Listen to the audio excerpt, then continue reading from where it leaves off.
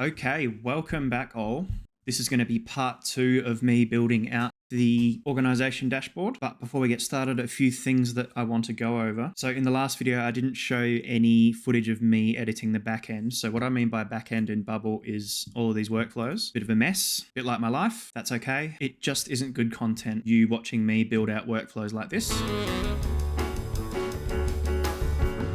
See, that sort of thing just isn't worth watching. So you're only going to be seeing me build out front end of the application because that's visually pleasing and it's fun to see it come to life. This back end stuff I'll do on my own time so I don't have to put you through the pain of watching me click boxes. So that's the first thing I want to cover off. Second thing is we're almost at 50 subs, which I wasn't really too sure how this channel would go, but to almost get to 50 subs in 5 videos is really good. So I'm glad some of you are enjoying it. Thank you for coming along for the ride. My rough goal in my head was 100 subs by 10 videos, and if I couldn't achieve that, then I'd probably move on to another project. But good to see that we're steamrolling away at that goal, and hopefully we will be able to hit it, and I'll keep making videos of GiveBackHub and hopefully one day launch it, which will be really fun. And last thing that I want to do before we get stuck into building out the second part of the organization dashboard, which is what you're seeing on the screen at the moment, is I want to ask ChatDaddy a question about marketing this web application. We didn't interact much with ChatDaddy last video. It was just mostly me creating the building blocks of the organization dashboard. But yeah, I want to hit ChatDaddy up with a question and see what he thinks about marketing or very early marketing of this application. So we'll see what ChatDaddy says about that.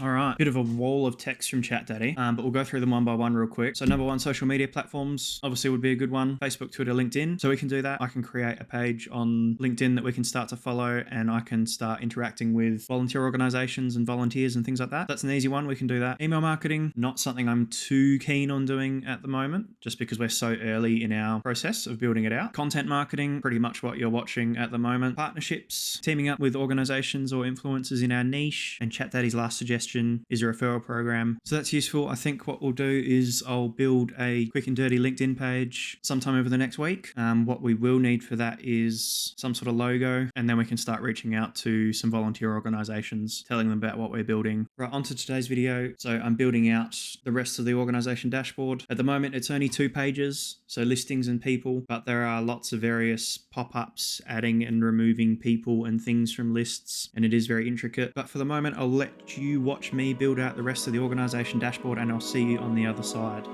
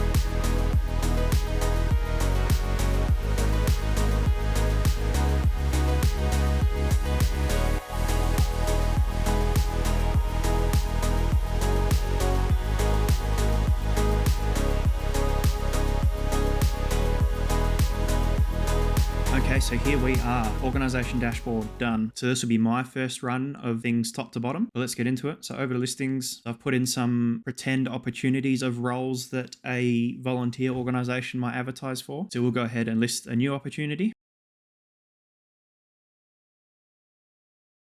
Cool, so that worked fine. So one thing that really stood out is the alert that popped up in the top left corner. Push the window downwards when it appeared, and then when it disappeared, the window came back up, which I don't like. So I'll make a note to move where that alert is going to be placed, probably center bottom of the page. So from here, what we can do is click on the opportunity and it will take us to the actual advertisement itself for the role that the organization is advertising for. We haven't built out that page yet, but once that page is built out, that's where it will go when we click on the opportunity right here. We go over to the little edit icon or cog, that'll give us another pop-up, and I can't tell if my eyes are playing tricks on me or not, but the first two words there look bold and the third word does not. I'll have a look at that. From here, we can close the opportunity, which means either the position has been filled or that ad is no longer relevant or whatever, and we can edit the opportunity. So we'll start by editing the opportunity so I can show you how that works. So we click on that button and that will pre-fill all of the data that we put in before, and we can simply go in and change it.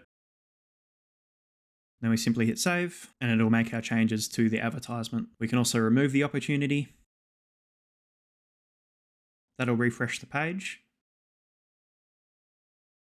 And the opportunity will then appear in the previous opportunities pop up. So I built this so that the organizations, if they want to re-advertise a position that they previously advertised for, that they don't have to go through and create a whole new job ad for something that they've done before. So it opens with a pop-up and you simply come here and click relist. It'll confirm that you want to relist the opportunity, as well as a little bit of data about the title and when it was last listed. For us, that was a minute ago.